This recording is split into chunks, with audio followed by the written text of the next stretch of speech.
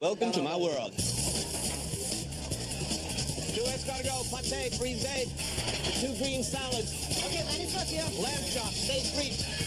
Shouldn't you be doing something? 2 smoked filet and a pepper steak.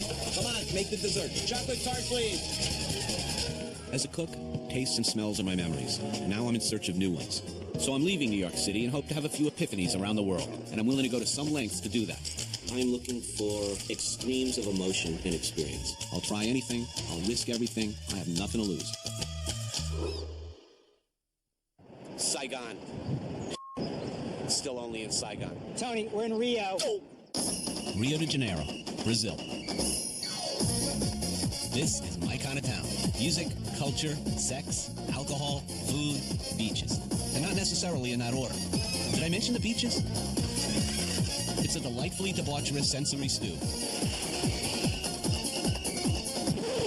So what the hell am I doing here? Please, God, kill me now. Just strike me dead. The producers of this show thought, here's a way to open the show. We'll have Tony go to a traditional pastry shop. So here I am in this cavernous mausoleum looking at pastry and drinking coffee from a tiny little cup. Should I stick my pinky out when I drink this? Yeah, I think so.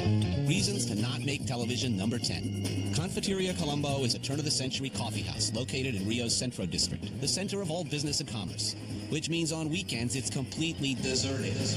I'm never listening to my producers again. I'm hijacking this show. I need to find a more reliable guide. And then where did they find this place? In Fodor's or something?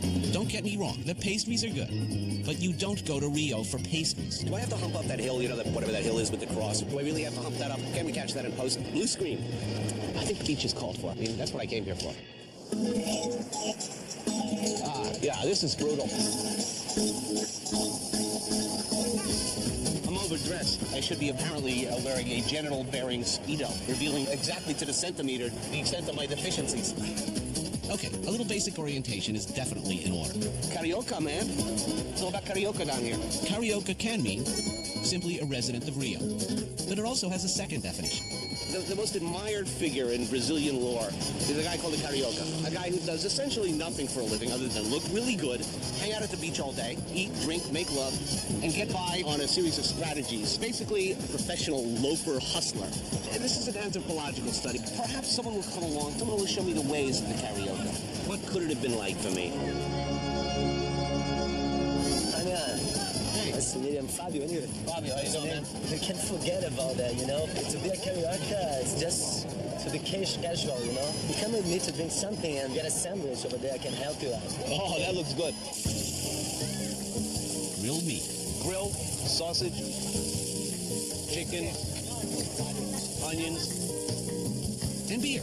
All the major food groups. We didn't have time to go out of the beach to eat something. We prefer to stay here and eat a sandwich, drinking beer, you know. Judging by the heaving throng of ravenous Cariocas lined up at the grill, Uruguay's at beach post number 9 does it right. Here we have the oldest bar at the beach. It's here for 20 years. When the meat and onions are done, they pile it steaming hot on a roll, spoon a tangy cilantro salsa over the top, and voila, you're good to go. Go nowhere in particular, that is. Life is looking up.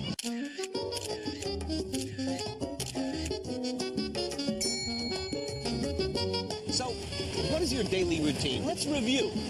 Wake up with a hangover, have a nice, elegant breakfast, go immediately to the beach, hang out at the beach all day, and then go out for sushi. What a bad life, you know. I want to be you. I want to be you. You have to spend a good way your life, because right, it's short. It's short. Right. Short. Eat dessert first. What do you think about the sandwich? Wow, good stuff. Hey, this is as good as it gets. This is just the beginning. And he's right. Just then a guy comes along selling shrimp. Squeeze a lime? Yes, please. It's typical here, people selling food in the sand, you know. You can eat many things, sandwich, camarão, queijo, cheese. That's why we stay here all day long, you know. How do I clean this? This way. This shell. Everything. Oh, cool. All right, I'm there. Tony, you need to take off a little bit of your clothes. You know, Yeah. it's so overdressed right now. That's like right in here. Right. On your chest. Thanks. I'm gringo. Yeah, that's the story of my life. After many laughs at my expense, Fabio realizes I'm clearly in need of further tutelage, and we head into the hills for my next lesson. Question: how do Cariocas cook? Answer: they don't. That's why we find ourselves at Bourdain in the hillside neighborhood of Santa Teresa. It's a good place to eat a real Carioca food, you know? So what is that, you ask? Extremely good Brazilian food at an affordable price. How do you find it? If you have to ask that, you're not a Carioca. It's a simple restaurant, you know, casual. You don't need to put ties at the bar. We start our meal with a traditional Carioca appetizer, a drink. A cachaça, a typical drink in Brazil. Cachaça is sugarcane liquor. Be careful, because it's not so sweet like beer. Oh, okay. Do you think I drink too much on this show? Right. Continuing our meal at Bourdain, Fabio and I move on to our second course, beer. So far, if this is Carioca cuisine, I'm fully on board. But there is food involved. Carne seca. Dry beef, dry. Yeah. This is, I think, mandioca. Mandioca. Dry beef and fried manioc. Yeah. Deep fried manioc. Yeah. Cool. For all my recipe nerds out there, fry some onions and garlic in oil, add fresh diced cilantro, then throw in your shredded dried beef, carne seca. As for the manioc, got hot grease, voila, deep fried manioca. But the true Carioca knows nothing of recipes. He just sits back and savors his meal. Oh, that's good. Muito bom. That's really good. Actually, you know, it's kind of like pastrami. This is pastrami-esque. I'm gonna get fat with you. I know. Just eat and drink. I have a very bad influence. They've been saying this about me since I was a little boy. I like it here. I don't want to make any more shows. I want to stay here. Unless I'm mistaken, Brazil has no extradition treaty with the United States. Food Network crew believed dead. Host / Bourdain saw it. Or if I like to took the Food Network's money, I could live here without fear of Imagine if you have a repercussions. bank in your All I need is an offshore account in the Grand Caymans, and then that. What if that house is available? This would be like my headquarters. I'd be here every day. I like it. Yeah. So there we are, simply enjoying our meal when suddenly the girl happens by. This is not staged, by the way. Suddenly this girl is pulled as if through some cosmic osmosis off the street and into the vortex that is Fabio. I mean, geez, look at this. And I'm sitting here like a flabby, wrinkly brisket of dried beef. Let me have a paper to give her my phone number. Lonely, Mr. Lonely. Tony, oh my God, yeah. some peas. Oh, yeah. I don't know how to say it in English. Chucha fritos. Pork rinds. Pork rinds made fresh right on site. Pork fat fried in animal fat. Does that use up my Richard Simmons deal a meal cards? It's too fat. It's too fat for me. Not me. Bottoms up. So, Tony, I have to go, finally. I see you tonight. I'll show more things about Rio tonight. I'll be there. Okay? Wait for me. Thanks. So there he goes. Up to God knows what sort of vice and iniquity. And I'm alone with my pork rinds. Oh, yeah. This guy's got a tough life. So, do you think I should hang around for Fabio? Nah, me neither. Loyal viewers, if there's one question that plagues me all over the world, it's this. Why do I always end up on boats in this show? My producers have arranged a charter craft, as they called it, across the bay to the fishing village of Niterói. This thing seems to be designed for maximum bobbage. Note to self. Remember to see gastroenterologist. While I feel like losing my breakfast, I do have plans for lunch. The San Pedro Fish Market is nearby. Mounds of fresh fish carcasses should be just the thing for my upset stomach. Obrigado.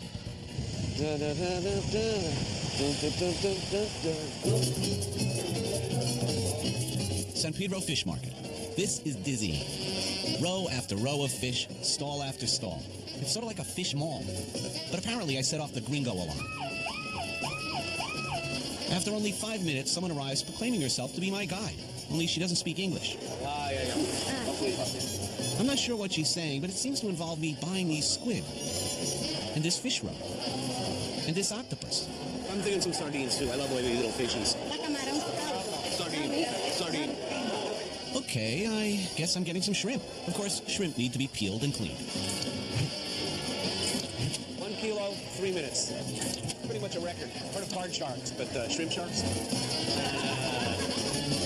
Okay, thanks, that'll do me. No, says my guide. Upstairs.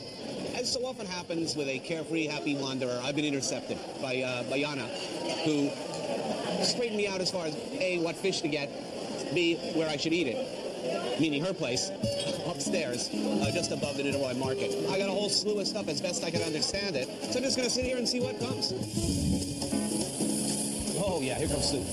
Obrigado. Oh, yeah, I see little squids, little shrimps, octopus, shredded fish.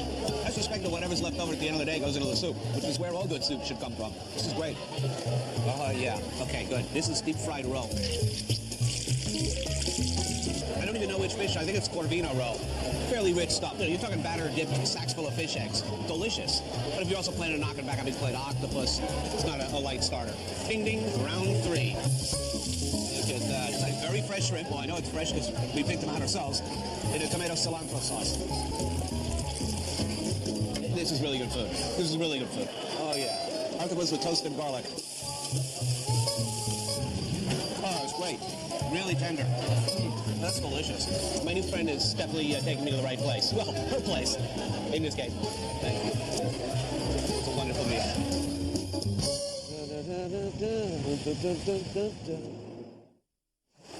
Yeah, baby, feijoada. The legendary, much-loved national dish of Brazil. It's humongous. So humongous, in fact, that the Brazilians usually fast all day before eating it. And tonight, I'm taking it on.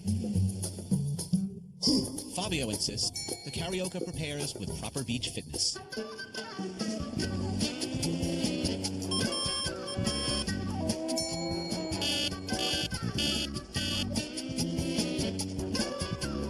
No way. Tony, you're gonna use it. No. But why, man? No. It's easy. It's not difficult. No. You guys are born with soccer balls in your feet. No. Okay, look at it.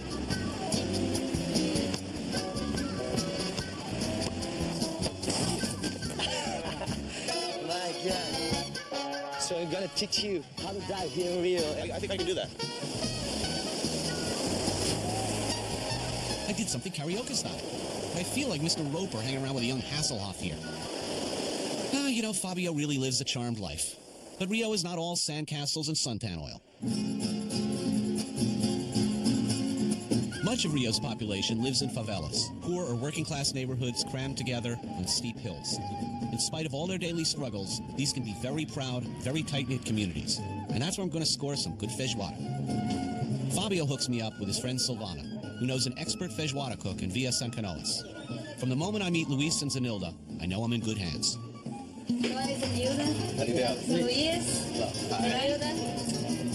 First things first, off to the market.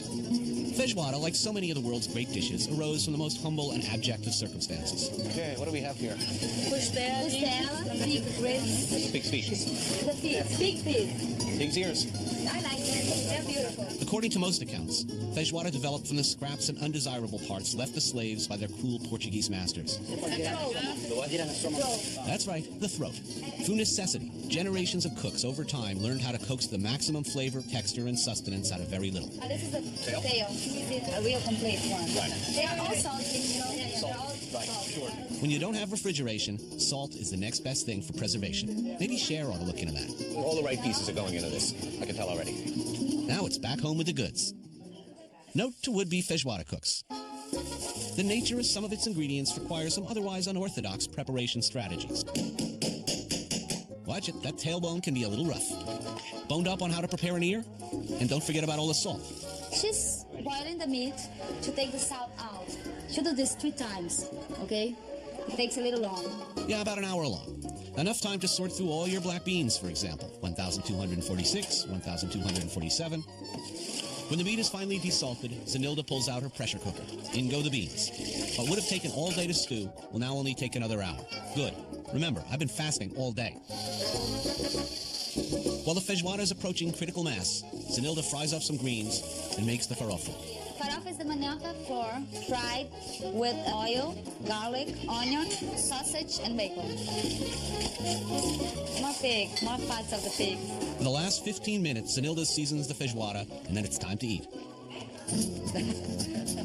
Beautiful colors. Muted orange, rich green, white, black, British browns. Great. Excellent. That's great. It's delicious. Great. Really good. Good. It's fantastic. Please, tell them. This is a really good meal. I'm really enjoying myself. I keep coming back to the question, when is food good? And the answer always begins with proud cooks. People who take pride in performing what really amounts to alchemy. Here, dinner is important. We all sit and talk for hours, and the feijoada is the gravity that pulls the whole family inward. Saúde. Saúde. Saúde. The history of cuisine is often a history of poverty and struggle, where it's the skill of the cook that makes the food rise above circumstances. Feijoada is a classic, maybe the best example of that magic. Yeah. Vegetarians, be very afraid. You know that scene at the end of horror films when the audience screams, "Don't go in," but the protagonist goes in anyway? Well, this is that scene for you. We're at Carioca Porcal. This is all about meat, lots of meat, massive, horrific, just torrents of glistening, perfectly cooked meat, I'm hoping. Fabio assured me that it is here that I will attain the highest level of Carioca enlightenment.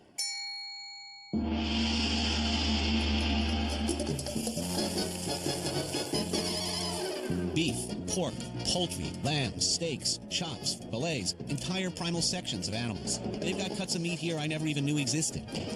Grilled or rotisserie? Before you answer, don't bother. The idea here is that you eat it all.